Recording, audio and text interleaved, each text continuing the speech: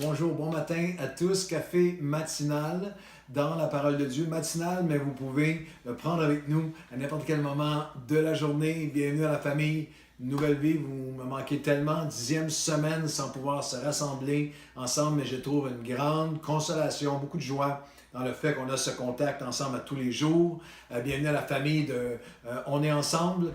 Aussi sur le Top Chrétien, plusieurs autres MCI et ailleurs où ces cafés maintenant sont visionnés. La famille grandit et nous avons mis le doigt sur quelque chose cette semaine. Nous sommes dans le psaume 23. On va faire terminer le psaume 23 la semaine prochaine dans les prochains podcasts. Mais en ce moment, nous sommes... notre thème, bien sûr, c'est vivre dans la bonté de Dieu à chaque jour. Parce que le psalmiste a dit à chaque jour, tous les jours de ma vie, je ne manquerai de rien. Il vivait dans la bonté de Dieu à chaque jour de sa vie. Ce n'est pas une question de circonstance, parce que David, l'auteur du psaume 23, a vécu toutes les épreuves humaines possibles. C'est une question de perspective, de confiance, de foi, et on découvre toutes les dimensions dans lesquelles le Seigneur va nous faire vivre dans sa bonté à chaque jour.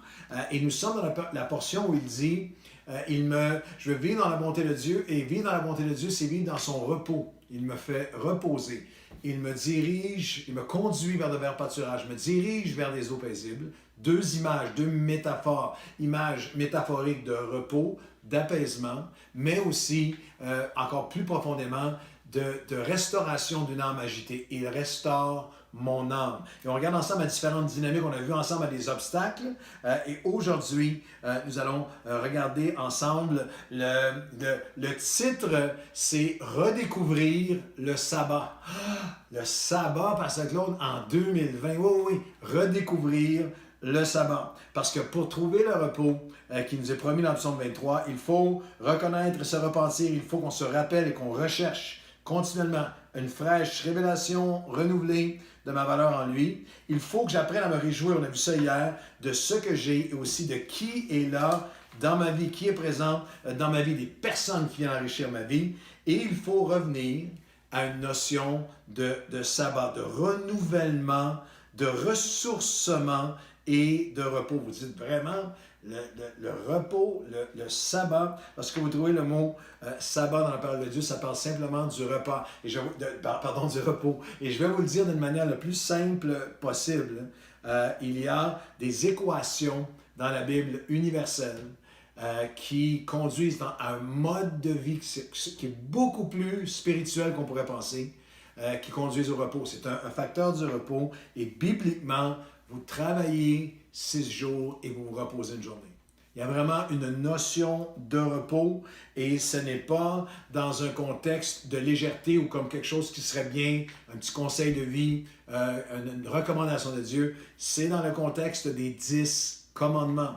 Dans un contexte où Dieu, juste pour vous donner un petit peu, mettre un peu placer la scène avec vous dans Exode chapitre 20, le peuple, Moïse sur la montagne, le peuple entendait les tonnerres, le son de la trompette, voyait les flammes de la montagne fumantes. À ce spectacle, le peuple tremblait, terrorisé, se tenait dans l'éloignement. Et il dirait à Moïse, parle-nous, toi, nous t'écouterons, mais nous ne parlerons pas que Dieu, on a peur même de mourir. C'était vraiment grandiose, c'était puissant, c'était Dieu qui lance les grands commandements. Tu ne tueras pas, tu ne commettras pas l'adultère, tu ne voleras pas, tu ne mentiras pas, et tu ne façonneras pas d'idole. C'est le fondement des grands commandements de Dieu. Et au cœur de ces commandements, chapitre 20, et le verset 9, verset 8, jusqu'à 11, souviens-toi du jour du repos, sabbat. Du repos pour le sanctifier. Souviens-toi du jour du repos. Tu travailleras 6 jours et tu feras tout ton ouvrage. Le 7e jour est le jour du repos de l'Éternel, ton Dieu. Tu ne feras aucun ouvrage, ni toi, ni ton fils, ni ta fille, ni ton serviteur, ni ta servante, ni ton bétail, ni l'étranger, l'immigrant qui est dans tes portes. Le serviteur qui est dans tes portes.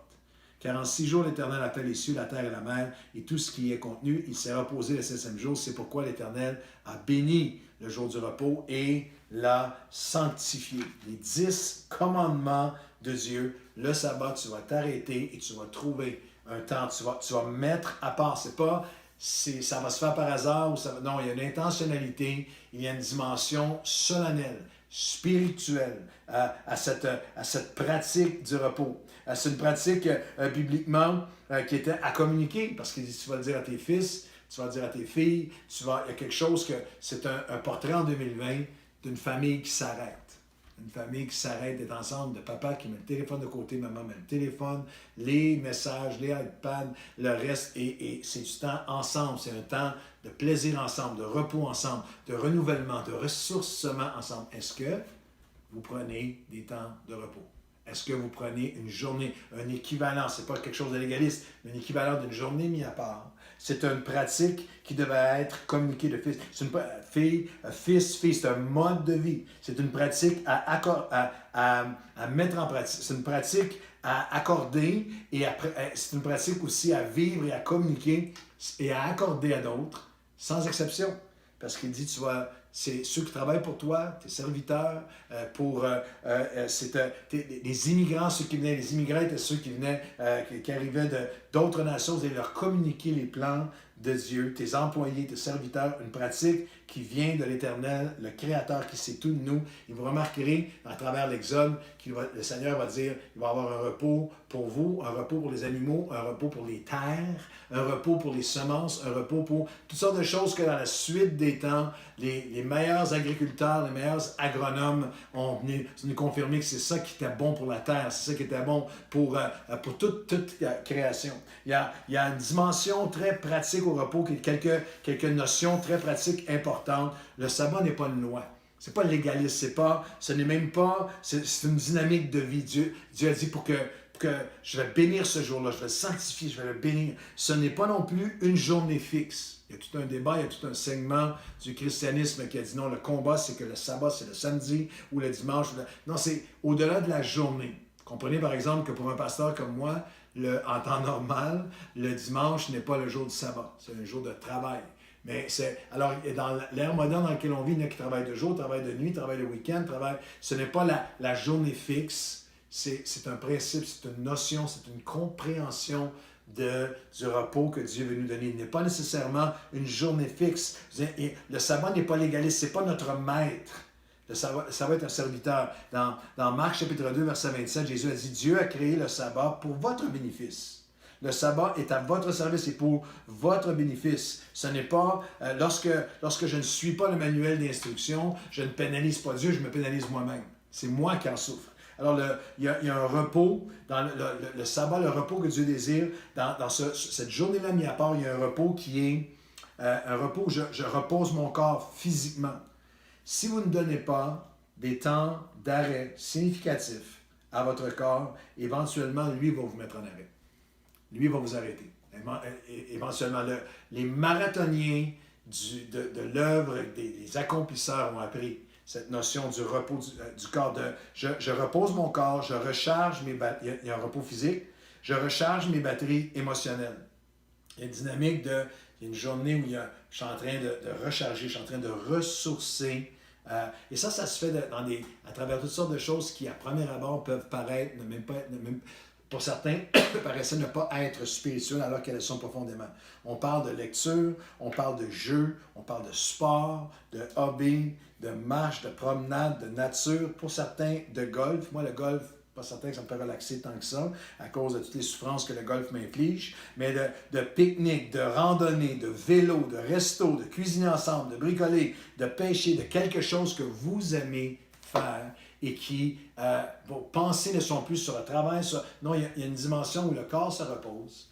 Il y a une dimension de je recharge mes batteries émotionnelles. C'est assez particulier.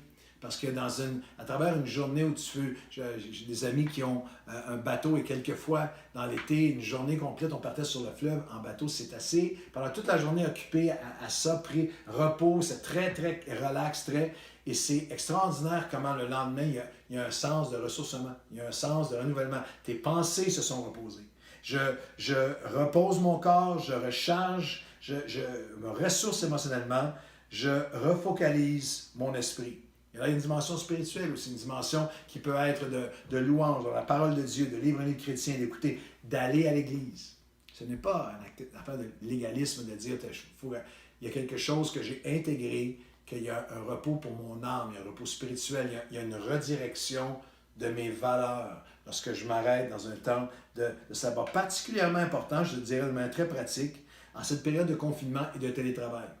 En ce moment, avec le télétravail, certains d'entre vous, c'est particulièrement, tout se mêle et tout est toujours travail. Il y en a qui ont des avantages au télétravail, je n'ai pas besoin de faire 9 à 5, mais est-ce que dans les derniers 10 semaines en télétravail et les deux, époux-épouse en télétravail, est-ce que tu te retrouves à jamais réellement arrêter? Parce que j'en fais un peu plus ce soir, un peu plus ce matin, un peu. Il y a pas de. Je voudrais vous défier, même en télétravail, à dire ça, c'est les heures de travail, ça, c'est la journée que je mets à part. Ça, c'est une journée qu'on met à part pour nous, pour Dieu, pour le repos, pour la famille, pour être ensemble. Le Proverbe 14:30. Un cœur qui s'est trouvé, Proverbe 14:30. Un cœur qui s'est trouvé le calme est la vie pour le corps entier. Mais l'envie est comme un ulcère qui ronge. Alors, nous avons besoin de ce calme, de ce repos, de ce sabbat. Quelques étapes vers le repos. Le repos n'est pas une question de personnalité, c'est pas une question de passion. Parce que moi, je suis passionné, j'arrête jamais. C'est pas une question de juste de poursuite ou de possession, de poursuite des possessions. C'est une question de perspective. C'est une question de priorité et de pratique qui va nous conduire à la paix.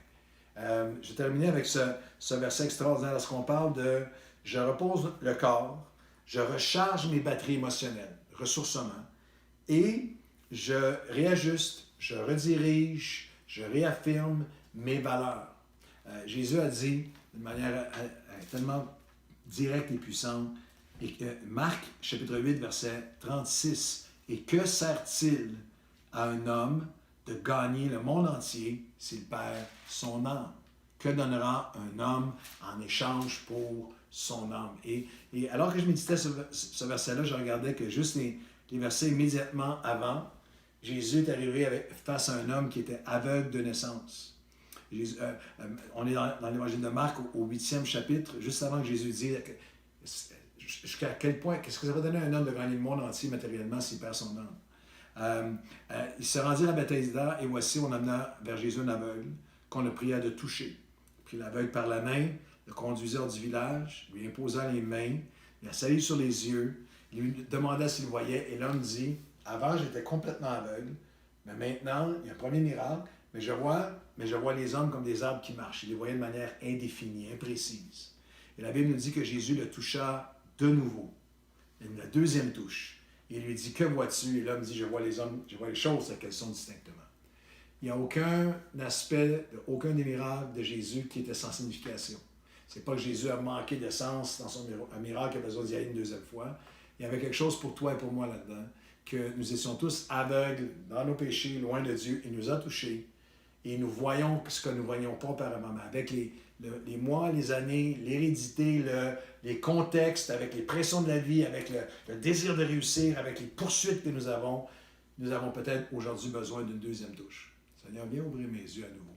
Je veux voir les choses telles qu'elles sont. Je crois qu'il y a plusieurs d'entre vous, alors qu'on termine cette portion-là du psaume, on va aller à la prochaine par la suite, la portion sur le repos, qui ont besoin d'intégrer à votre vie une notion, un principe du sabbat, du repos, de ressourcement pour l'âme, pour l'esprit, pour le corps, pour les relations que vous allez communiquer à votre famille. Vous savez, ça fait assez longtemps que je suis dans le pastorat pour voir parfois 2 et 3 générations de papa et maman qui étaient des poursuiveurs de travail effrénés. Les enfants ont été ainsi, et parfois une 3e génération. Il y a un besoin de s'arrêter et de dire « Seigneur, aujourd'hui, touche mes yeux à nouveau. » Et honnêtement, mon épouse, dans les derniers jours, a fait certaines ouvertures, transparences, confessions de moments où elle avait été guérie de la tristesse. Mais moi, aujourd'hui, je vous dis, Seigneur, c'est quelque chose que je prie de plus en plus, et même dans mes années maintenant, après 30 ans de ministère et plus, Seigneur, réouvre mes yeux à mon besoin du sabbat, d'amener un repos à mon âme, d'amener un repos à mes émotions, à mon corps, à mon cœur, à mon âme, afin de mieux te servir et afin de pouvoir dire et vivre. Je vis dans la bonté de Dieu à chaque jour parce qu'il me dirige vers des eaux paisibles, il me conduit dans des verts pâturages, il me fait reposer dans des verts pâturages, il guérit, il restaure mon âme. Seigneur, aujourd'hui, donne-nous une deuxième touche, et encore une autre, et une autre. ouvre nos yeux à notre besoin de repos, à notre besoin de sabbat. Pas un sabbat légaliste, pas un sabbat qui met des jougs sur nous-mêmes et sur d'autres, mais une poursuite d'obéissance à ton principe, toi, Dieu créateur, qui nous connaît, qui a dit, si vous le faites, cette journée-là va être bénie, elle va être sanctifiée, elle va être une source de bénédiction.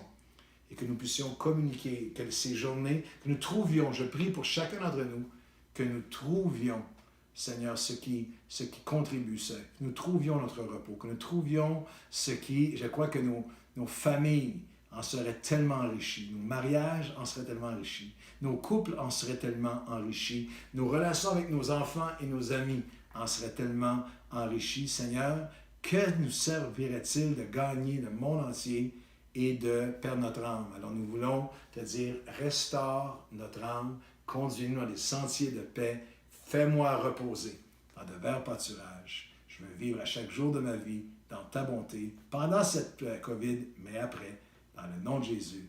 Amen et Amen. Marchez, allez trouver votre sabbat et votre repos en Dieu. Bonne journée à tous.